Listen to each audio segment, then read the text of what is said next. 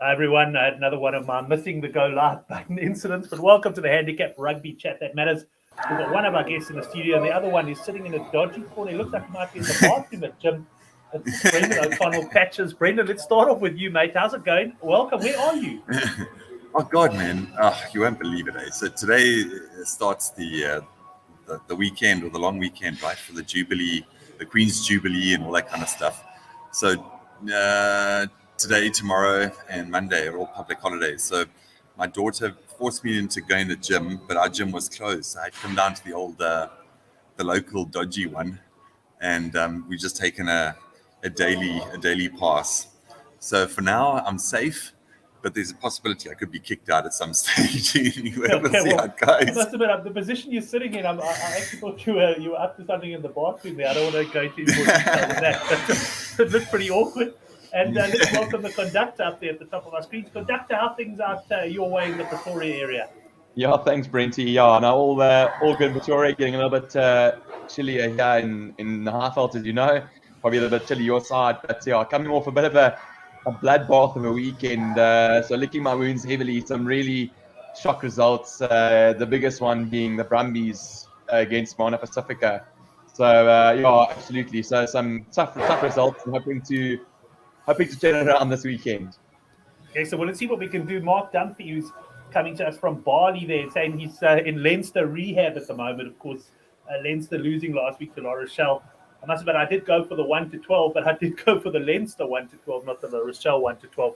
So some disappointing results last week. The only consolation for me was that I had school rugby to watch, and also my daughter's 20th party, which was pretty wild. It meant I didn't get as involved in the games as I might have. But let's get stuck straight in, gents, because we've got plenty of rugby to talk about tonight. Just a reminder, of course, there is a link to the best bet and the forum down below the show. That newsletter will go out tomorrow.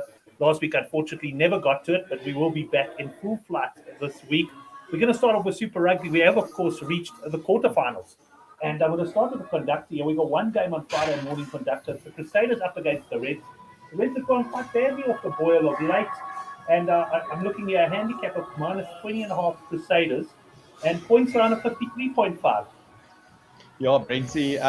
Yeah, as I said on the show last week, I was leaning on that Crusaders minus 18.5 versus the Reds. I just really thought with the Reds not really having much to play for last week, they'd fade away a bit. And I think the Crusaders only beat them by 13 in the end, and there wasn't heaps of points in that game. I was originally leaning on the minus here on the Crusaders. I think there was some 18.5 early doors. Reason being Rich Mwanga is back, and he's so instrumental in that Crusaders attacking formation, as well as Sebu Reece. He went off early last week. He probably might play a bit of a longer stint this week.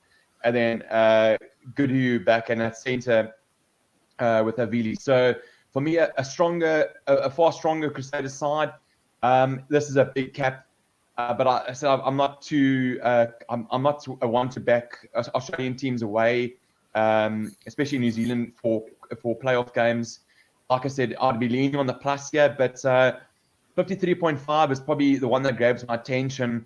Pickerel on the whistle, who does tend to go a bit unders, and I think if you saw the conditions last week, it seemed to get very dewy and very sort of slippery in Christchurch. The ground's quite wet, so the handling was quite tricky.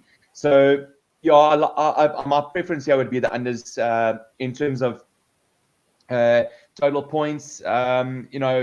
Luckily for Reds, Paisami is back, albeit on the bench, but Liam Wright is starting with Wilson and Uru. So I expect him to be quite ferocious at the breakdown. And with Fraser McWright coming off the bench as well, I expect Reds to try and stick in it. The points unders is my player. The handicap is just a bit too high. Like I said, the Reds have taken some big beatings of late, even though they were better last week. But that's my play there. Fareed coming in, and he reckons Reds on the plus, even without O'Connor. Let's bring Brendan O'Connell in on this one. Brendan, you're a man who doesn't need your arm twisted to go unders normally. No, because that'll be my main bet in this one. Definitely the unders at 53.5, I reckon. I've eyeballed the old plus 20.5, but I think it is a little bit of a risky bet. I'm not so strong on that one. I think the Reds will be up for it. Last week's performance was better than expected. The Crusaders certainly can improve now with Moanga back at 10. But I think unders for me will probably be my main bet, and I'll probably look to have this a small nibble on the Reds. But it's a dangerous handicap. It's well set, I think.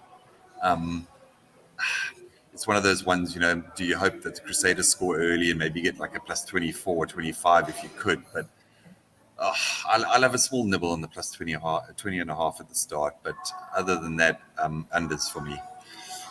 Right, and the boys seem to be united on the unders there. So, yeah, that's the beauty about rugby betting. So many different options to get involved in. Brendan, we're going to stick with you for the next game. It's the Chiefs at minus 13.5 against the Waratahs. I just want to have a quick look what I handicapped this game at. I said minus 9.5, so the handicap's a little bit bigger than what I was expecting. And just for the record, same thing in the first game. I initially went 15.5 on the Crusaders. So 13.5, is that handicap too big for this one? One of my initial thoughts when I looked at this game, the Chiefs have caught quite well this season so far. And I was beginning to think early on that I might go against them when I saw the 13.5. Yeah, it's not a game I'm going to get too involved in because once again, I think this handicap's well set. If I was forced to, and I probably will be forced to have a bet, I probably will go with the Waratahs on the plus 13.5, but it'll be for smalls. Like I said, the Chiefs have done me a lot of favors this season, and I've caught them well. And now that I'm going against them, it just feels a little bit uneasy. So a small shout on the plus there, I think, for me. Dave just asking, Dave Currie coming on saying, no, you're in a squash court at the moment, there, Brendan. It looks like a squash court, no, but it's more like it's just like a corner bit of the gym. There's no one here and there's no one behind me, thankfully. Yeah, it's a brand new gym, but it's got like no real soul, you know what I mean? But anyway, it looks like a squash court. Thanks for bringing that up, though, Dave, because when you talk squash and Brendan, I've got many a happy memory of playing Brendan squash, let me tell you. So I enjoyed those days immensely. Let's go to the conductor on the Chiefs game. Conductor 13.5. We unfortunately don't have a points line this one on Saturday. Yeah, Brinty, I'm leaning on the Waratahs and the plus there. Like I said, I'm not a big fan of Aussie teams away. I just really think, I think we have seen the gap definitely close between the Aussie teams and the Kiwi teams. I think it's without a doubt. I think we see the results. Kiwi teams are actually starting to lose a lot of games, and even where the Kiwi teams have won against the Aussies, it hasn't been as convincing as it has been in the previous years. Harry Johnson-Holmes back for the Waratahs at a prop for the Waratahs. I think he's fantastic. Love that loose trio with the Miami porn star Hooper and Will Harris. It's a fantastic Lucy. They've got the physicality. Guys like Mark Nwanga Witarasi, Lilaka Faketi, these are good, solid guys. Ben Donaldson at fullback is okay enough. But I've really been impressed with the youngster Tane Edmed at 10. And Jake Gordon has been great for the Waratahs. So, the Chiefs will win this. I'm just not sure if they can cover it. I see Nana Satura. My only concern with the plus is Nana Satura back on the wing for Chiefs, and he's such a danger man. But Chiefs really without a class 15 at the moment. Trask obviously injured, so Imani Narawa back to 15. Gatlin at 10, Ioane on the bench. With Gus and Jacobson at 8 and 7, decent enough loose trio, and obviously Brody Retallick, but he's still, I think, far off his best. It's always tough in Hamilton, but I think this Waratahs side really looks renewed. They've played some great rugger. They've shown they don't back off. They were poor. They were very poor against another game that I didn't expect to go as such, but they were incredibly poor against the Blues C/B team at the Leichhardt Oval. I think they'll keep this close. I like the Waratahs in the plus there. It seems like the boys in the live chat are in agreement with you there, and I am too. I like the Waratahs here to beat the handicap. As I said, I handicapped this one as 9.5. We're going to stay with you then for the next game, the third of the quarterfinals. Conductor, we got Blues minus 16.5 against the Highlanders. I handicapped this at 12.5. So in theory, I should be leaning towards the Highlanders, but I'm not sure I can bring myself to back these buggers on the plus. Yeah, Brent, this really should be the easiest call for the weekend. You know, the Highlanders won 4 games, through to the quarterfinals. Is actually quite, it's quite farcical, really. And losing against the Rebels the previous week, they lost against Waratahs. They've been awful. Coming up against an incredible Blues side, I think they're just missing Caleb Clark. He's got a bit of a hammy issue, but Riku Ioane and Tuivasa-Sheck in the centres. Mr. Fix-It Handyman on the right wing, he slots in. Bowden steadying the ship, and absolute monster of a pack with Dalton, Satu'u, some heavies up front. Eklund at 2 versus Highlanders who've been horrendous home and away. So really, Blues should be covering, but I can see the Blues covering this handicap easily, and I can also see the Blues losing. We've seen the Blues. It would be so Blues to win 13 games easily and then absolutely freeze like a husband walking in at 2 a.m. with lipstick on his collar when the wife switches on the light, being caught red-handed. I think they could freeze badly there. So, I see both results. So no, look, it's but I like the minus there. I really think the Blues are gonna blow the Highlanders off the park. The Highlanders are really actually fortunate to be in this position, and shouldn't have actually. If the Rebels, I've never seen that by a countryman. The Rebels could have potentially put the Force through to the quarters instead of going for the converted try. They just kick the ball out. That's the biggest stuff you to your mates in the Force. I don't know. It's quite interesting by an Aussie team. So obviously there's no love lost between Melbourne and Western Australia. Yeah, I was interested. I didn't watch the game, but I was seeing all the comments on Twitter. Let's go to Brendan now. Brendan, our beloved Blues over the years here, 16.5. Sure, it is a big handicap, hey? But one thing I must say, I've been very impressed by the Blues this season. Thankfully, I've caught them on the right path most games. The Highlanders, when you look at an Aussie derby, Kiwi derby, and you think to yourself, such a big handicap, oh man, you'd fly into the plus. But what's really struck with me has been the Blues' defence. So much better than it has been in previous years. There were a number of games this season where there's no doubt in former seasons they would have leaked points, when they came out of the cosh. But now they're actually, they've toughened up, man, and the defense is so much better, and they're able to score points. So, I can't back the Highlanders on the plus either. I'll have a tentative bet on the minus. I'm not a big minus player, but if anything, that's where I'm going to lean, because I think the Blues really do look the deal. And let's just hope we don't have egg on our face, after the match, because we know the Blues can do that to us. But we're going to give them the benefit of the doubt, one of the many benefits of the doubt, and go with the minus. Yeah, I must say the boys in the live chat seem to be in agreement. Both of them leaning towards the Blues. Some more confident than others there. Let's get into the last of the quarterfinals, Mr. O'Connell, and we'll start with you. Yeah, Brumbies minus 3.5 against the Hurricanes at home. And this game is almost spot on where I handicapped it. I had the Brumbies at minus 4.5. Yeah, it's a tough game, this. My initial thoughts, I actually like the Canes a little bit in this one, because I just don't think they've hit their straps this season. I mean, the season's almost over, and they kind of flattered to deceive on numerous occasions. And there've been a couple of question marks with regard to the Brumbies as well. But as the week's kind of warmed on, I'm beginning to lean more and more towards the Brumbies.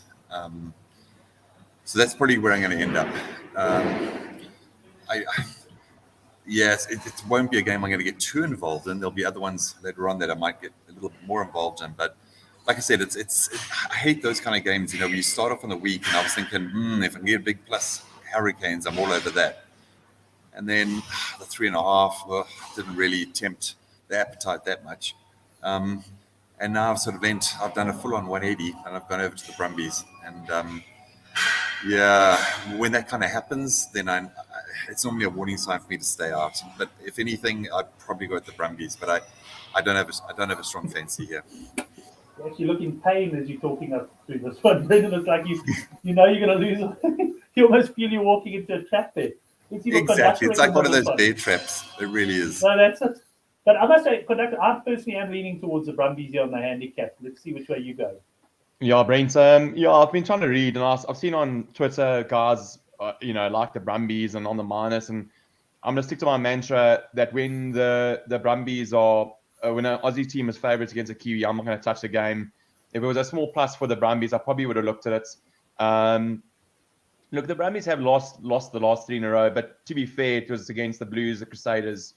But last week was actually the biggest warning sign. I don't know what happened last week. Because, like I said, I lost an absolute heap. I had the Brumbies on the minus, and then took Brumbies plus 3.5 at half time, really thinking that they would just calm it down because they were all over the show, like a bag of cats at a greyhound meets, and just I thought they'd calm it down at half time and really just literally all they needed to do was shore up a set piece and just get that rolling more going, and the decision making was just bonkers. I mean, I've never seen the decision making from Brumbies ever. The guys are taking quick taps from 5 meters out against the Minor Pacifico, where they could have just shunted them over the line with a good scrum.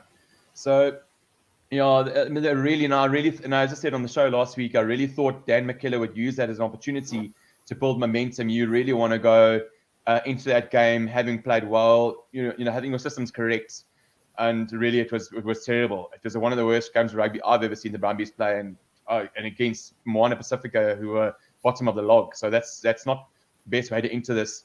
That being said, if you're pressed on the bets, I wouldn't take the Brumbies minus. I'd probably take Brumbies on the board at, I think you could get 6 to 10, 7 to 10, so in and around there. There's no ways I'll touch a minus. I think the Brumbies will win it, but I think it's going to be a tight game. It's not a great Cane side either. Guys like Josh Morby from the Southland Stags, still not amazing to me. Aidan Morgan is decent. He's coming along. Starting Barrett in at 13. I believe Ian Foster's saying he's going back to 15 for the All Blacks. So I don't know why he's playing at 13 for the Hurricanes. Big Artie starting again. Duplessis Karifi, he can give away heaps of penalties, but also gets a couple of turnovers. I do enjoy Blake Gibson, an ex-Blues player. He's nice and hard on the carry. But I do think the difference will be is the Blues, the Brumbies pack. I just think their pack is going to be the difference maker. Falafa Hing is starting. I think Sio and Slipper. I think it's it's Alatoa and Slipper. I think is starting. So I would have been bigger on the Brumbies if Bobby Valentini was starting. There was rumblings that he was going to play, but he's not there. So that would have been a big bonus for them. Like I said, it's a better Brumbies pack. I expect the Brumbies to take it, but like I said, I just sits uneasy with me as an Aussie team as favourites, even at home. We're just looking at some of the live chats there. Alex saying, of course, he's a regular guest on the show. The Cane selection roulette wheel is finally in on their best 15. And Reed, who likes the Canes on the board, says Geordie hasn't been great at 12, but both Severes are flying. And yet, Alex is disagreeing with the conductor on Morby there. Really impressed with how he stepped up for the Canes. So clearly what this tells me, gents, is the bookies have handicapped this game pretty darn well, because there's plenty of split views on this, both on the board and on the handicap, in fact. Let's move on to the URC now. Of course, quarterfinal weekend. We've got 4 URC quarterfinals to get to as well. And let's start at the bottom. Let's start with you, Brendan, on this. The first game we're going to cover is Friday night, Ulster against Munster. We've got Ulster here. Let me just check this handicap is correct at minus 1.5 points. And Brendan, we got a points line of 42.5. Yeah, won't be touching that point line. Ulster, Munster. I'm looking forward to this game. I like Ulster. I'm going to stick with my guns there. I just think that their overall season has been much better than it has been in past seasons. Seems to be a lot more confidence in the camp as well. Munster, don't be fooled. I probably would have made it a choice game myself. So with the minus 1.5 with Munster as slight favourites, that gives me an easy decision to go for Ulster, because I probably would have backed them in a 50-50 game as well. There's no doubt, there's a good chance it could could land on the unders. It'll be incredibly tight, I guess. But I've been bruised a couple of times at that stadium up Ulster's home ground, and it's one of those games that I probably go 42. If it was like 46, 47, I'd probably go under, but 42.5 is no bet for me. And quite confident at this stage on Ulster. I just wanted to have a quick look. I couldn't actually find it. I wanted to see, what the starting sides, if they had named anything yet, but I couldn't find anything. But for now, I'm quite happy with my Ulster bet plus 1.5. If I can squeeze a 2.5 or 3.5 and take like 7 or 10, I'll do that maybe as well. Different opinions in the live chat as well. I think you and Fareed are butting heads this weekend, Brendan. Only one of you is going to make money from what I can gather looking at his comments and yours. Let's go to the conductor here, see what his views are on this tight game. Yeah, Brent. As you said, I think it is going to be a very tight game. I'm definitely leaning. I'm quite confident on Ulster. A few weeks back, they played Munster and were quite poor in Belfast. I expect them to rectify that mistake against Munster. I do agree with what Brendan has said. I think Ulster's had a far better season. I'm a big fan of the Ulster coaching setup there. Like I said, they had a poor game against Munster a couple of weeks back, but I really like this. The look at the Ulster side. Like I said, I'm a big fan of Hume and McCloskey at centres. As Mark points out, Larry is missing, but other than that, a very, very solid Ulster side. And guys like Peter Mahoney just getting a little bit long in the tooth for me. And obviously, Carberry coming. I really like Joey Carberry, but I think he's still going to take a little bit of time after all his injuries to really, fire and top gear. We expect, Belfast to be absolutely packed to the rafters. That's all. When it's a sort of 50-50 or plus 1.5 for Ulster, I'm all over Ulster here. Right, let's move on to the next game then. It takes place in South Africa. I know quite a few guys, in fact, conductor going to Loftus.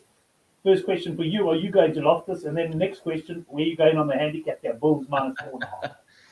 No, Brent. No, it's such a jam-packed Saturday with rugby between the Currie Cup and the URC and Super Rugby and the last game of Gallagher. So it's going to be busier than a one-armed bricklayer in Baghdad on Saturday afternoon. So no Loftus for me. I like it's a toughie. Hey, heart says Sharks, head says Bulls. Bulls have been in very good form. Sharks have got the players to do it, to stay within their cap. Obviously altitude always a factor, but I think for the SA players, I don't think altitude is as big a factor anymore. They know what to expect. They know how to pace themselves. It's a big Sharks pack. Still have such quality with guys like Lukanya and Makazole Mapimpi. But likewise, in the Bull sets up, got some experienced guys with Arden Ubertsa and Marcel Katsia. So, really, really good Bull side, as they proved when they went overseas. And the Sharks almost squeaked something against Ulster. So, very, good game. I've got no feel other way. Yeah, it's incredibly difficult to call. And I wouldn't be calling points either. So, all around, there's no angle for me on this game, unfortunately. Right, Brendan, let's get your views on this one before we discuss whether you were on your yoga mat earlier. Bulls minus 4.5. I'd probably be leaning for the Bulls, but it's not one of those games I'm going to get too involved in, I think. Who was the referee for this one? Because I actually wanted to point out that Jaco Piper was in Ulster. And but still 42. Andrew Brace, yeah. And Jaco Piper's up in Ulster and it's still 42.5. But I wouldn't go over in Ulster right, anyways. But no bet. That 42.5 lines up great in the previous game. Andrew Brace. He likes a few points, I think. So if anything, I would maybe just have an interest on the total points line. What was that, Brent? Total points line? We haven't got points. We haven't got points. Nothing yet. No. But I'm predicting we'll get 49.5. 49.5. I'm predicting. I might have a very unusual overs bet. If it gets up to about 52.5, 51.5, 52.5. Could be there as well, I must say. Somewhere around there maybe. I might just have a small interest on the overs. But derby game as well, two South African sides. Nah, I won't get too involved. But if anything, I think the handicap looks about right. If I had to have a bet, I'd probably go with the Bulls on the minus. But oh man, God, even to bring myself to go overs is such a huge effort. 49.5, I'm over. 52.5, no bet. Okay, now fair enough. That's a fair Yeah. strategy. I was going to say, if you're under at 52.5 and over at 49.5, you don't leave yourself much room for error. But to say no bet at 52.5 was fun. Let's stick with you, Brendan. I'm going to give you a little bit of homework after this game. So just be prepared for that. The boys want to see some action from you. Leinster minus 16.5 against the Glasgow Warriors. Oh man, Leinster, eh? The disappointment from last week against La Rochelle. I mean, I tipped La Rochelle. I got on the plus 11.5 and plus 10.5 and plus 9.5. And I couldn't believe they actually won it because I actually had hoped that La Rochelle would, so Leinster would win it.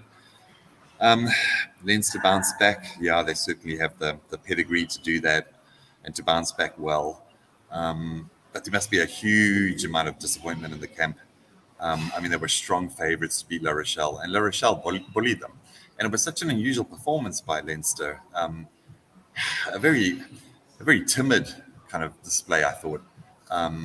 There were patches in the game where they looked like they were getting into gear, and La Rochelle just sort of bounced back at them and it just disrupted them completely.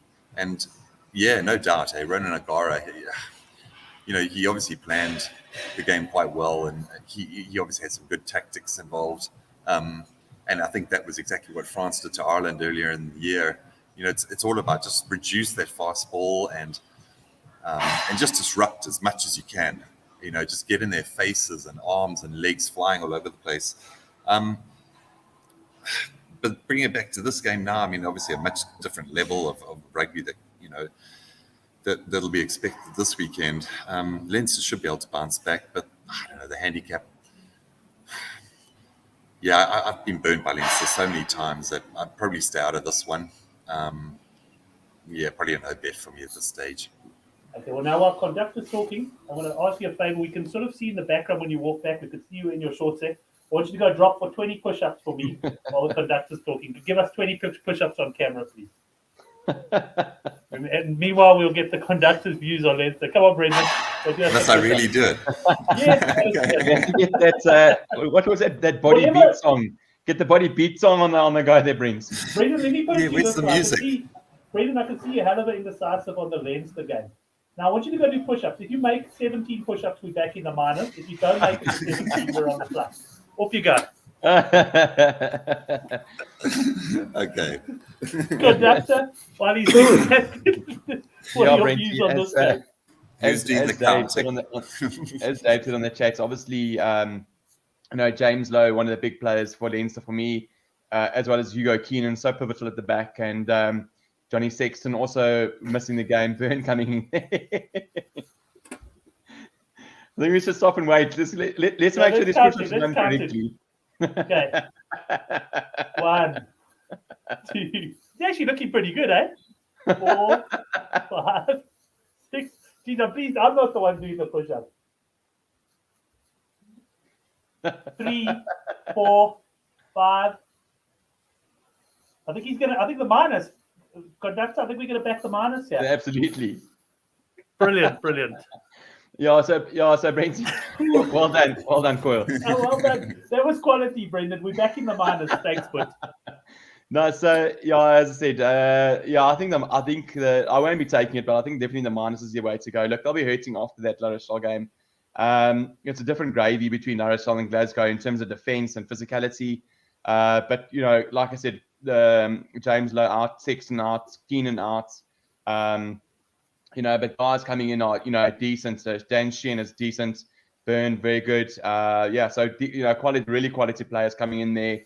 I think the Leinster guys will be hurting. Like I said, I think the minus is the way to go. It's not for me, but I think it's the way to go. My only concern is Dan Sheehan said this week they know that they've got a big 3 weeks ahead of them. So, they want to secure the win. There's not much. It's not much. I understand you want to win well, but they also want to preserve themselves after a very tough La Rochelle game. So I just would be scared on the big minus with 20 minutes to go, they start rotating the bench to freshen the guys up after 2 big weeks. So, yeah, yeah. No, probably the minus, but that's a no bet for me. But I'd probably look at Leinster points. If we could probably get 35, I'd probably take Leinster points somewhere around right there. Well, normally I give you guys 2 games in a row to avoid jumping around too much, but I want to see how Brendan is breathing after those push-ups. I'm going to go straight to him for the next game, which is Stormers minus 9.5 against Edinburgh. First of all, Brendan, let me just say, I didn't realize you were actually lying on the ground doing the show until you started doing the push-ups. So I thought you were going to do them in the background somewhere. But hell, I was bloody impressed. That was impressive technique. You clearly been keeping yourself in shape. I'm still a unit. Right, talk to us. Let's hear your breath. Stormers minus 9.5. Oh man, this game. I've been a bit disappointed with the Stormers at times. Their rock-solid defence has been a bit leaky this season. And Edinburgh is a team that I just cannot catch right, no matter what I do. I'm just not in sync with them whatsoever. When I first looked at this game, I thought, am I gonna dive into the Stormers again and just funk that their defence is up to scratch? But Edinburgh, they're such it's an RC side.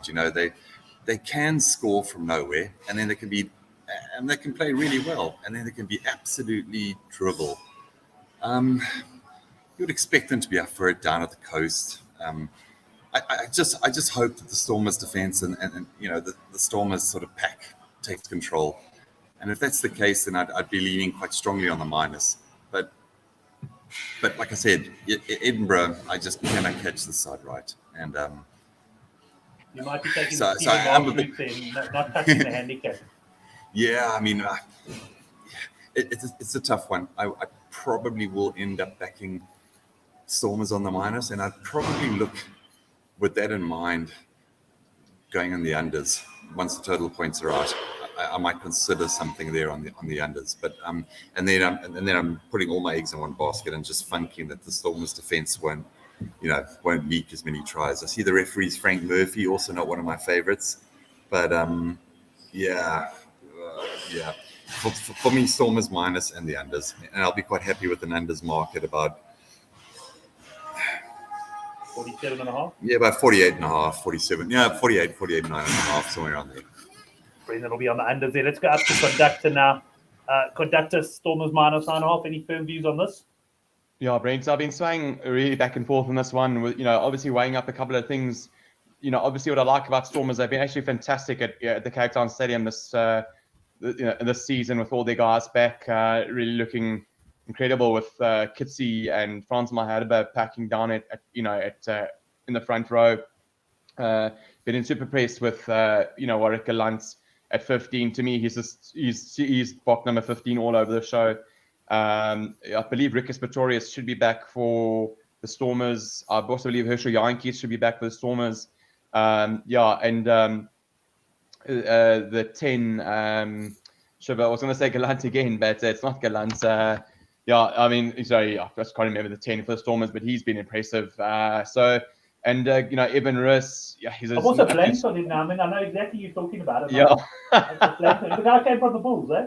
Yeah, then he went to the Sharks and now he's at the Stormers, and he's actually playing like a machine. He's brilliantly. Why can't we remember his name? He kicks beautifully off both feet. So, no, he's a really good little player, a really useful guy. But I'll think of it now. So, the way the Stormers have been playing, super impressive. Add to that, apparently, really, there you go. Thanks, Marnie Lebok. She's in. Add to that, apparently, that this is why I don't want to take the Sharks, and I don't really particularly want to take Edinburgh. Apparently, ticket sales at both Loftus and Cape Town Stadium have been massive. So expect a really, really good crowd at both stadiums. And with the way the Stormers have been playing, you can really expect them to lift the team performance for the Stormers. That's an argument for the -9. But, if you look at that Edinburgh side, there's decent talent there. I'm a big Darcy Graham fan. Fairly good. I like Kinghorn. I like Vellicott at 9. Really, really snippy, nippy, snipey scrum off. I like Hamish Watson. Yeah, I don't know. It's nippy. It's a new word, yeah. Snippy, I like it. Sounds like a cheap circumcision. Yeah, that's right. So, yeah, I like Hamish Watson. Really, puts his head in the dark places. So, that's an argument for the +9. I probably won't be touching the handicap. Brennan said, Frank Murphy, the referee, he's a big unders ref for me. So if the bookies do decide to be a bit generous at 52, 53, I'd like to look at the unders. 7 o'clock kickoff in Cape Town, maybe a little bit dewy, maybe a little bit slippery. I know both the Stormers and Edinburgh are actually very, very positive sides. But, this is a quarterfinal. I expect them to with a lot more kicking. So at 50.5, I got unders. Anything less than 50.5, I'd be hesitant. But with Frank Murphy, unders will be my big play. Right, well, let's move on to the Currie Cup, and we'll start with you, conductor. We've got 3 matches taking place.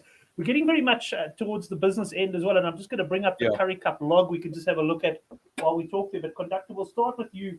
Western Province +4.5 against the Griquas. Quick look what I handicapped this game at. I at +8.5. So for me, I'm leaning based on my handicap towards the Griquas here. Yeah, Brent, I think if you were quick on the trigger, you could have got a bit better. I think it was even -1.5, -2.5 available for the Griquas earlier in the week. Really not a good Western Province side. Not some okayish names in the starting lineup, but a very weak bench. Griquas with it all to play for on this game. They absolutely pantsed the Cheetahs, and it wasn't by any means a weak Cheetahs team either. They absolutely smoked them in Kimberley, and that was another big spanking for me. I took the Cheetahs on the plus in the second half.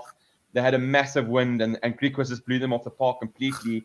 Jerome Parvart has been a bit of a disaster for the province. I think they've only won 2 games. As the log there suggests, they've only won 2 games, and they've been quite poor. I mean, you can say the province have been poor, but the results speak for themselves. They have been poor. So, Griquas with it all to play for to, shore up that number 3 spot. They're not going to be able to catch the Cheetahs. But, to show up that third spot and ensure that they can get into the playoffs. So, I like the Griquas on the minus there. Stormers nothing to play for. I don't know why Paul Vata hasn't made a couple of changes. He's sort of sticking to the same guys. And this Chimanga kid, I would have thrown him in that wing. He looked the best player by far for Province last weekend. Right, well, let's get Brendan's view on that. Just having a look, Farid reckons Griquas to cover. I must say, yes, I'm leaning quite strongly onto the Griquas here. I think they're going to be too strong for the Province side, and certainly so much to play for. Before we get your opinion, though, Coyle, let's have a look at your Huns weekly treble. Tars +13.5, Crusaders, Reds under 53.5, and Ulster to win, and that's at 5.7 to 1. Right, Coyle O'Connell, Western Province +4.5. Yeah, it's one of those games where, you look and you see Griquas on a minus away from home, and it does kind of send a few shivers down your spine. But having said that, this Western Province side is absolutely atrocious. I'm on the Griquas side of the camp here, definitely. There's still that worrying niggle. Yes, Griquas minus away from home. They can implode at times. But I just think that the focus will be too much for them this time. And, that's what's going to get them over the line here. The focus, the want or the will to win. Province might be a little bit of a nuisance for a short period of time. But I really hope that Griquas take control of this game early and just put us out of our misery or our worry, because, this is one of my better bets, getting onto Griquas. So, I just hope it's not one of those games where it's coming down to the wire and Griquas are falling over themselves to try and smash this cap for us. But for me, I'm all over Griquas. Yeah, all over Griquas. Yeah, I like the Griquas as well. I see you can get some -3.5 at Sunbet there as well. So quite firm on the Griquas for me there. Always, as you say, worry when they favourites away from home. But yeah, we've got to take into account that the Western Province is very much a sort of a 2.5, almost a third string side there with the URC going on. Let's stick with you, Brendan. -10.5. The Cheetahs, who've gone a bit off the boil. They were absolutely, I think it was last week they were hammered, and now we've got the Cheetahs -10.5 or 11.5, depending where you shop, against the Pumas. No real feel in this game at all, really. There's no doubt I will have a bet, of course, but I just, Yeah, I mean, I'm leaning towards the Pumas, I must say, but I can imagine a big bounce back coming from the Cheetahs. So it's not going to be a big game I'll be getting involved in. But I'll probably have a little nibble on the Pumas plus in sort of a high scoring match. That's kind of what I'm expecting. But let's see. Plus 10.5 I think is reasonable enough. I'm happy with that. But I wouldn't be surprised if the Cheetahs, played out of their skins and just smashed the Pumas, But Pumas 10.5 for me, yeah, good enough. Stephen Mark saying, look at the points they conducted. Would you also say this is a game maybe to wait for the points line?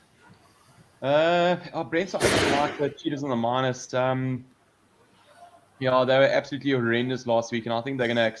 I think with the news of them being included in the European Challenge Cup, I think that's going to make a big difference in terms of their entire psyche. I think they've been, battling to retain their place in SA and / World Rugby, etc. And I think they've been legitimized in the fact they've been included in the European Challenge Cup. So, yeah, they cover. I think they covered this cap in Nullspreid, if I'm not mistaken. They beat the Pumas by more than this last time they played Nullspreid. So I expect them to cover this cap. A few changes for the Cheetahs.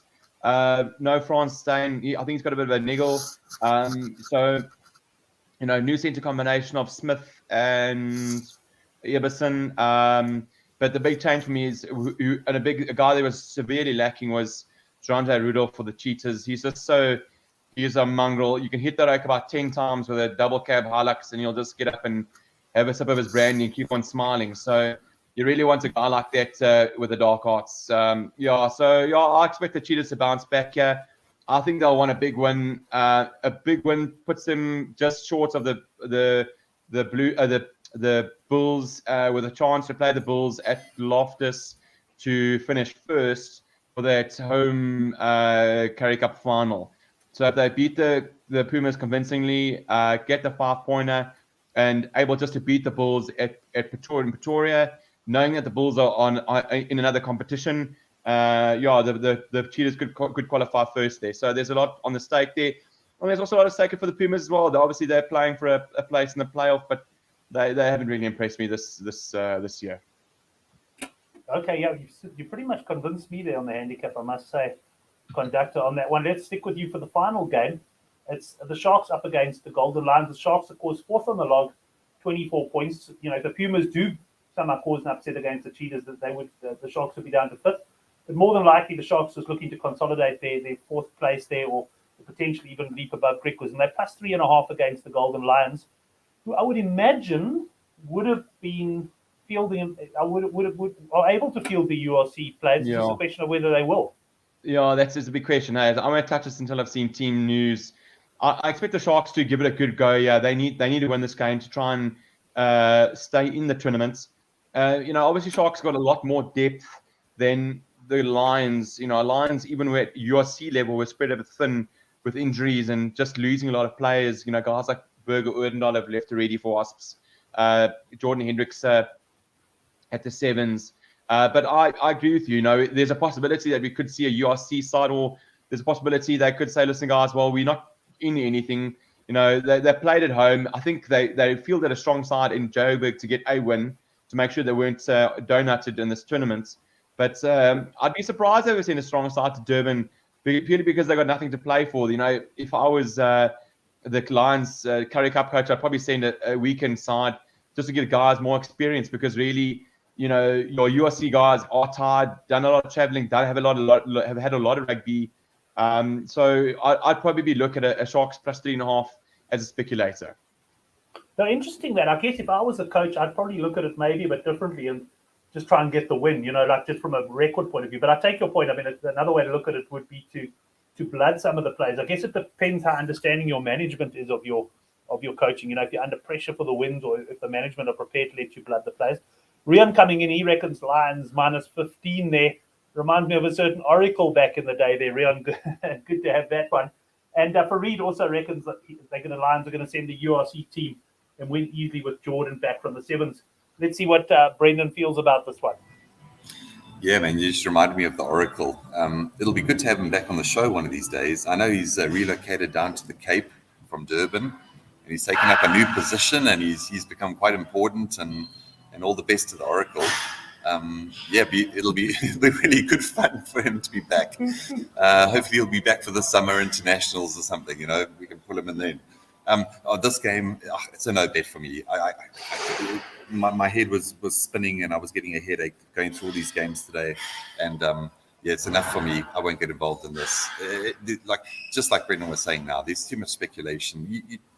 Who's going to have the motivation to win? Oh man, no, not for me. Going to avoid this like the plague. No problem. No bet. We still got Gallagher Premiership to get through. Now, boys, I think we're also looking at the last week of Gallagher Premiership action. So, could be some interesting permutations. I haven't had a good look yet. But, Brendan, you've really focused, and I'm talking to Coyle here now, on the Gallagher Premiership this season. You write your blog there for your Hollywood's bet site. We've got Gloucester here plus 1.5 against Saracens. Yeah, I mean, what's really going to be important this weekend is going to be team selection. There's going to be a couple of dead rubbers, and there's going to be a couple of important games. So team announcements will only come out probably tomorrow around midday-ish, a little bit later actually, probably around 3 p.m. South African time, I think, normally. To see Gloucester, what are they, plus 1.5 only, against Sarries? It all depends. They're currently in 5th. They're trying to get into the top 4 for the playoffs in the Gallagher Premiership. Northampton are there 2 points ahead of Gloucester at the moment, but Northampton have a very easy game against Newcastle, but what it should be. The handicap's at like 20 odd points. So, I mean, it's for Northampton to be sort of lose and mess up, but they won't. I mean, for Gloucester, I think it's a bridge too far, really. What sort of series team will rock up? I mean, you'd presume that guys are still going to play their heart out, right? There's lots of internationals, and there's the summer tour and the summer internationals coming up in a month or so. So you would expect teams to really, I suppose, try their best, perhaps. We've got an Exeter and the Harlequins game, which was certainly basically like a dead rubber.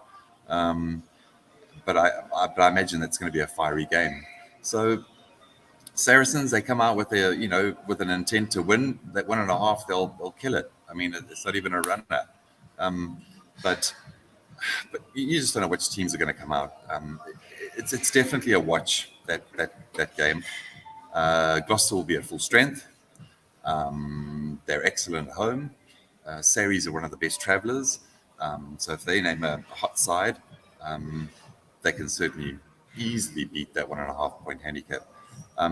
So looking at it from just the viewpoint for now, I would be on the Saracens minus 1.5 to break Gloucester's heart. But at the same time, team selections are very important. The weather's good the whole weekend. There's a couple of showers, but the weather otherwise is fine. So nothing to worry about in that sense. So if anything, Sarries on the minus, but it's just one of those games that you could easily slip up on. You could read it completely wrong. So a small bet on the Sarries minus, but team selection is all important. Yeah, for Reed pointing out there that Saracens have got the home semi-final. There is a chance, I guess, they could feel the weakened side. Conductor, I mean, yes, we know these Premiership games. Unfortunately, when we do the show, we don't have team selections. People must just take that into account. We'll speculate a bit on what might happen. But guys, really, the advice more times than not is wait for team selections. Am I right? Yeah, Brent. I think I think team selection is a big one here. I expect both Gloucester and Sarries to be absolutely full strength. Sarries will lost against Toulon badly in that semi. They'll be licking their wounds, and there's not a chance they will want to enter the semis with another loss. They'll want full momentum in this game. And Gloucester obviously need the win and hope that Northampton lose. So they'll be going give it the full beans. But like I said, I think Sarries will go full tilt here. Their players have had a rest. And like I said, you want momentum going into semi. You don't want to lose that game. So, tough. It's a tough game at Gloucester. Incredibly physical pack, etc. Without team news, I'd probably lean Sarries in the minus, but it's not really any bet for me at the moment. Like I said, it'll probably be full strength teams on both ends, and even then, I probably won't want to touch it. This is too much for either team, and like I said, Gloucester will play their hearts out for that one. Well, let's stick with you for the next one. Northampton Saints minus 20.5 here against the Newcastle Falcons. Northampton, of course, sitting currently in 4th position. So if Gloucester win, they'll be under a bit of pressure to hold on to that spot. But they should do it with a 20.5 point handicap over the Falcons. Look, all Northampton need is the win to secure that 4th spot, and I do expect them to get it against Newcastle. They could win handsomely, but like I said, I don't like to touch these games, especially on big handicaps, for the sole reason that Saints are cruising, and they know they've got a big game the next week. Rest the players, take them off 20 minutes to go, and Newcastle Falcons are playing for a bit of pride and could maybe score 1 or 2 late tries. If Saints are 27 up, that late try kills your minus. So. It's a no bet in the handicap for me. I'd probably look at Northampton Saints on the points. I think they would like something convincing, but the handicap's a bit too big for me for a game where, like I said, Saints could just rest a couple of players in the last couple of minutes. And for me, this is always the last weekend of group stages. We chatted at the Crow Tips was on the other week. I don't think we caught all of them, but sometimes these last weekends are the weekends that end up having high points. I even think in football terms, often the last week of English Premier League action, the goals flow. So we could have a case of maybe points flowing. So maybe punters should keep an eye on the points lines as well for these games. But Brent, I think the bookies have actually wised up to the Gallagher Premiership. It was, true. We're almost seeing 59, 60, or in some places 60.5 in Gallagher. So, gone are the days of the gifts of 47.5. So, it's no, you're very correct in the sense of some games where it's dead rubbers, but these 2 games aren't dead rubbers by any means, except for obviously Falcons, who have got nothing to play for. They might swing it around. They might throw the ball around, but and Saints love to score, and so it could be, but I don't know. I'm not too sure. Right, let's get Coyle's opinion on this one. Yeah, I agree. I think the handicap's very dangerous at 20.5 because at the end of the day, Northampton just have to win it. But they are a free-flowing side and they do like to score a lot of tries. And Newcastle are, in general, really poor travellers.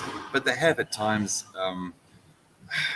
upset the apple cart. And it's exactly that. They could score, 1 or 2 tries at the death. It could be a yellow card. It could be anything that might happen. And it could let them in. So I wouldn't be interested in the 20.5. Cole Dixon is a ref, generally an unders ref, but he's begun to warm up. I think he's probably like a mid-table, like an average sort of in the middle sort of referee now, whereas in the past he certainly was an unders. Good weather, Franklin Gardens, no doubt it'll be a packed house. And I expect a lot of points in this game as well, with Newcastle probably contributing a little bit as well. So handicap a little bit dangerous, but maybe a total points, but we'll be interested to see what they come out with. But I wouldn't touch the handicap either. Let's stick with you for the next game. Exeter Chiefs against Harlequins. Minus 8.5, the Chiefs here, and Harlequins obviously sitting in 3rd position, pretty much guaranteed to finish there. Exeter currently 7th. For me, this is a game that screams points, Brendan. Am I right? Yeah, you would think so. I mean, weather is good. Harlequins, almost every game, has got points in with these guys. I'm expecting, full house, Sandy Park. Exeter, they've had a poor season overall. Well, I suppose they've played well at times, but they've just been too inconsistent, and it just hasn't been good enough. So they're not in the playoffs this year. The handicap here is 8.5, is it? Oh, 8.5. There it is. Yeah. I'm pretty strong on that plus 8.5. I think Harlequins have just proved aside that they, no matter who they play, they're going to put everything into it. Exeter a little bit inconsistent, yes, playing at home, and they will want a sort of a good send-off. A lot of players will be wanting to perform in that last game. Certainly on Exeter's side anyway. But plus 8.5, that's one of our better bets of the weekend. I think Harlequins can go close to winning this. And if they do, the plus 8.5 will be rocking. So main bet, plus 8.5, good possibility of lots of points. Who was the referee for this one? It was it Maxwell? No, let's just have a squiz here. Ian Tempest, he's sort of like a mid-range kind of referee as well. So depends what the total points come out at, but sort of 52, 53 and a half. Pretty. That's pretty a bit low. It'd probably come out about 54, 55. Possibility of overs, but my main bet is Quins plus. I really, this is one of my best bets of the weekend. Right, let's get conductor's view on this game. Brenty, yeah, I'm all over the Quins plus there. Harlequins Exeter just need the win to qualify for Heineken Champions Cup. Brendan says, or Coyle says, it's been a disappointing season for them. The reason I like Quins on the plus, no Luke Cowan-Dickey, no Hill, no Slade, no Sam Simmons. Just Luke Cowan-Dickey and Sam Simmons are such crucial players to Exeter. And for me, when they changed that rule of the hold up over the 5 meter line, it significantly impacted the way and the psyche of Exeter because they love that rolling maul, and it took one of their legs out in terms of their confidence to go for that 5 meter maul. So yeah, I just don't think they've been as clinical as they have in the past. They've had a poor season, whereas Harlequins to me are still one of the better sides. Exeter just need that win. And I expect, Harlequins have had a rest here. I expect a very, very strong Harlequin side to get momentum into that semi-final. More than likely, they're playing Saracens at whatever Saracens' home ground in our called. I can't remember off the top of my head, but on that artificial turf. So, really, what you want to be firing on all cylinders heading into London to play Saracens, because it's a formidable Saracen side. So you really want to be pumping. So I'd be very, very, very surprised if Harlequins named a weak side, considering they've had a couple of weeks of rest. I don't think they're dealing with heaps of injuries. So yeah, absolutely, I like this Harlequins plus 8. It's one of my stronger bets. Right, let's stick with you for the next game. Conductor, Leicester Tigers minus 7.5 against Wasps. And while you're chatting, I'll bring up a previous comment that covered this game. I think it was from Stephen Marks. Yeah, Brent. I mean, there is motivation for Wasps to win this game, but for me, the motivation for Leicester Tigers is far stronger. The last game they played, they lost at home to Leinster, I think it was. They played okay in the game, but just the first half just blew them out a bit. Came back nice in the second half. The Tigers' record at Welford Road is just phenomenal this season. Borthwick, really good coach. This is a very fit team, incredibly powerful. Wasps, were incredibly disappointing against Lyon, who had a physical game. And I think that Leicester Tigers will ratchet that up about 10 times. So really like Tigers on the board in the multi. In the minus, I'm not so super confident. I think Leicester Tigers will want to win to secure that first spot to finish top. I think they've been so good all season, especially at home, where Wasps have sometimes been good, sometimes been a bit poor. I expect Ali Crossdale to go at 15, and he'll be a bit better at 15 for Wasps. But overall, with Elliot Stuke out, horrible injury. I like Tigers. Yeah, I think that the crowd is going to be absolutely thumping once again, packed to the rafters. It's incredibly intimidating. It's very loud. Yeah, I think they cover this. I'm about 60% confident they cover this handicap. Yeah, I also quite like Leicester Tigers on the handicap. Yeah, Brendan? It's funny. The one team that stands out or stays out this weekend is London Irish. So they're currently in 8th position, and Wasps are just behind them. And obviously, Wasps need to win this game to qualify for the Champions Cup. London Irish, funny old side this season. 5 draws and then one draw in the the Rugby Cup as well. So 6 draws for London Irish this season. They'll be watching from the sidelines. Wasps, they had a very unlucky season. A lot of players were injured. They began to improve as the season went on. They're a decent side, and I expect them to do a little bit better next year. But if it was a normal sort of Leicester side, not the Leicester side that we've seen this season, I would be saying let's go with the Wasps on the plus. But this Leicester side have been superb, and I think they really need to. They've shown a little bit of a wobble maybe in the last sort of 2 months, but I think it's going to be very important for them to really focus and get a good win here. And just like Brendan was saying there, Welford Road will be roaring from the rafters, all them people, and it's quite an intimidating ground. Nothing Wasps would be afraid of, but I think Leicester are going to need that push, and I think a good performance is due. If Wasps go behind early on, perhaps their heads could drop, possibly realizing that 8th position is too far. The handicap, would I take the -7.5? I don't know. If I could get -6.5, possibly, but I think that 7.5 is sort of well priced. So for me, just like Brendan said, maybe just add in a couple of multis. It's a game that could possibly open up as well. So maybe it's a game to get involved in running, to see how it goes and see what happens. But yeah, I must say, I like that theory about the Wasps' heads possibly dropping. If Leicester do get out to a good start, Wasps will realise they can't make it, and you could actually have a good old thumping on your hands here. Brendan, we'll stick with you.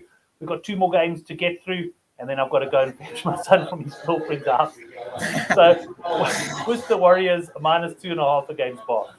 Oh man, what would the Oracle say? Rubbish against rubbish, right?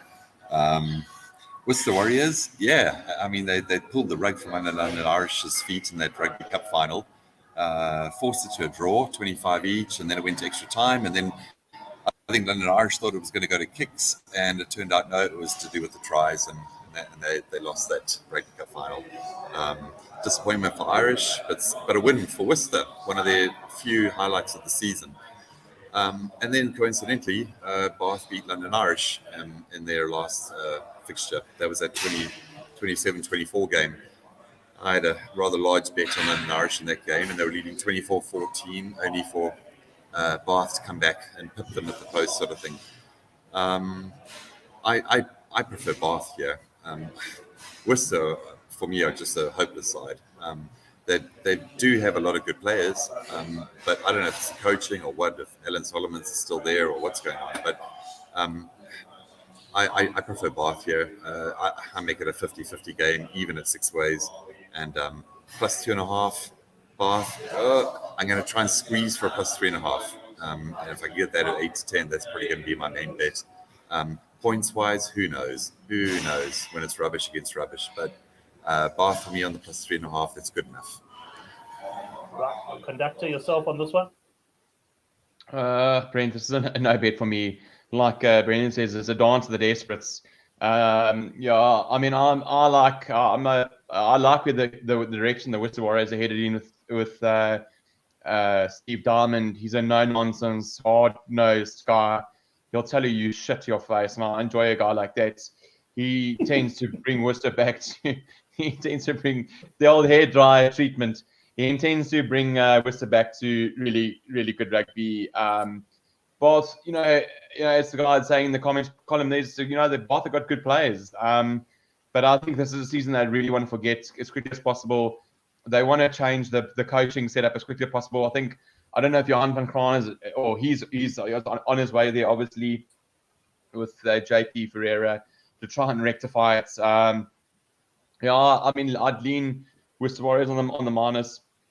Bath have just been that game. I can't remember. I think at home or away, they got pumped by like 60. Just so they, when that's a tell, that's a big red flag for me. Is when they've lost all spirits.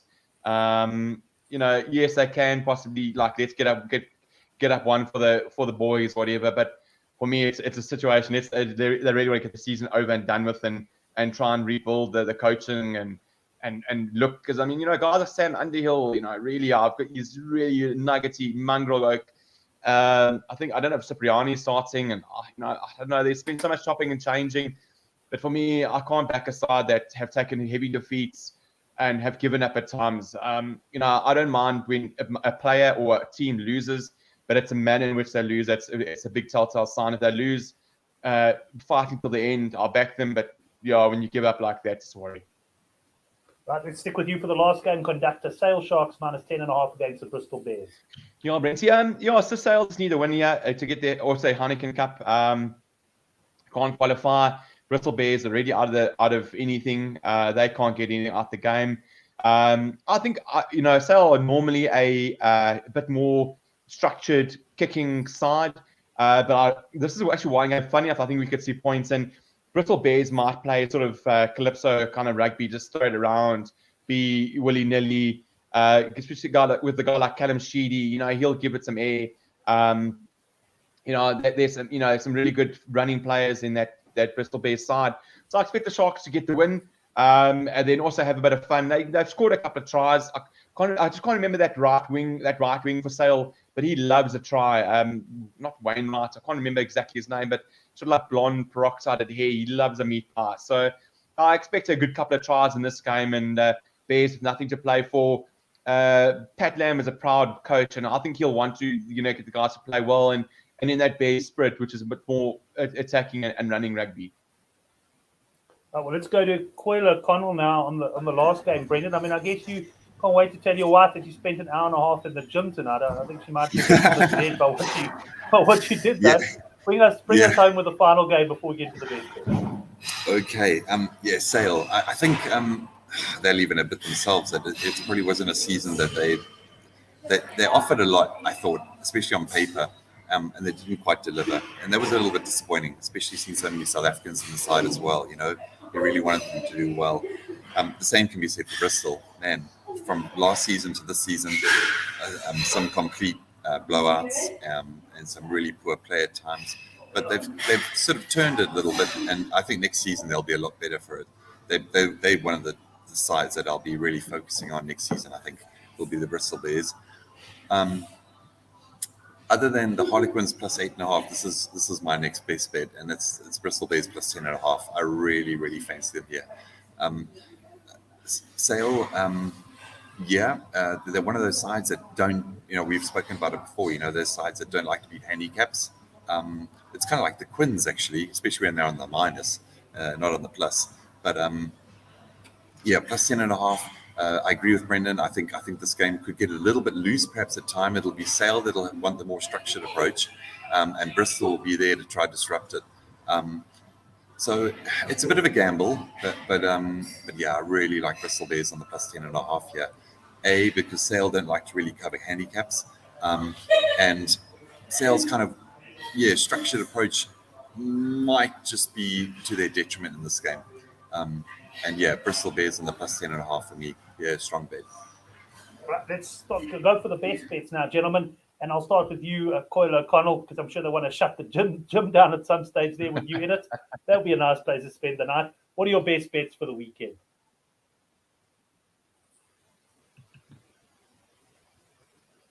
Brendan, you muted yourself. Brendan, you're on mute. There we go. Sorry, lads. Sorry, there I was. I got it too excited because I quickly jumped over to my notes where I'd written down my best bets. Go Gallagher Premiership, best bet. Harlequins plus 8.5. Second best bet will be Bristol Bears. Sadly, they're all going off at the same time, much like the Gallagher Premiership. They're all off here at 3 o'clock, 4 o'clock South African time on Saturday. I think 2 games are live, and then there's that other new pay-per-view channel, or whatever it's called, PRTV or something. So I think they're focusing on the Gloucester game. I can't remember the other one offhand. But Harlequins on the plus, Bristol Bears on the plus. URC, Stormers on the minus. So we've got 6 best bets. Stormers on the unders. Ulster on the plus. And then tomorrow, Crusaders on the unders, and Waratahs on the best plus 13.5 or whatever you can get. So it's actually 6 bets in total, 2 from each centre. There was 1 from the Currie Cup as well. That's good enough for me. Yeah, good enough. Next time I'm going to ask you which bets you don't really like.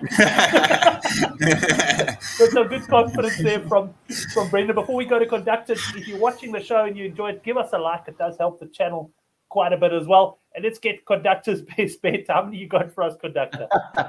Brendan, owing to the absolute spanking I received last weekend, I'm going to be a little bit more conservative. I know it's going to be a tight game, but I really fancy Ulster to nudge Munster and Belfast, just with that crowd behind them. And they lost the last game against Munster. I expect them to be far better this game. I expect John Currie to have an absolute stormer. I really like Harlequins in the plus, just owing to the fact that Exeter are very tough at Sandy Park, but just Luke Cowan-Dickey, Sam Simmons, Hill and Slade, and Jack Noel was apparently lined up to play the game, but he's just coming back from big injury. So, personally, a couple of guys, that's why I really like Harlequins in the plus. It's my two best bets. And then another bet is in the top 14. I really like Lyon at home to beat La Rochelle. Lyon, you can get it about close to 8 to 10. I think that might have come down a bit, but La Rochelle were going off the rails after that win against Leinster. They say not one cow has been milked in La Rochelle all week, so the Oaks have been drinking champers and wine and going dilly. That it looked like everyone in the entire town had turned out for the celebrations. So yeah, I mean to win the Heineken Cup against Leinster, it's one of those things. So I can imagine the guys are probably still 3 bottles deep of something bubbly in those parts of France. So yeah, I love Lyon at home to beat La Rochelle. Like I said, you can get about 8 to 10, 7 to 10 on that game. So those would be my best bets. Yeah. Excellent. Well, gents, thanks very much. A brilliant show. Lots of top quality rugby, and I'm pleased the conductor threw in something from France as well. Thanks also to all the boys in the live chat. So first of all, Brendan, yourself, you're going to go squeeze a little bit of a workout in before you go? I thought you were going to say you're going to go squeeze something into the old toilet, eh? But no, I might do that as well. Yeah, I'll hop on the old treadmill and do 45 minutes quick. Okay, so it's a long time in the gym for you. And conductor, yourself this weekend, have a good one, man. I know you're not going to be at Loftus there, but good punting to you. Yes, thanks, Brent. Yeah, it's good. It's definitely another red wine weekend, loading some lekker. My girlfriend's got some lekker recipes on the boil. So yeah, it's going to be nice with the rugby on the go. And yeah, and it's absolutely jam-packed with rugby this weekend. So really looking forward to it. And yeah, let's hoping for some great games, and hope we can absolutely smash the bookies hard this weekend. Excellent. To all the boys in the live chat, good punting to you, lads. Let's hope we hit those bookies hard.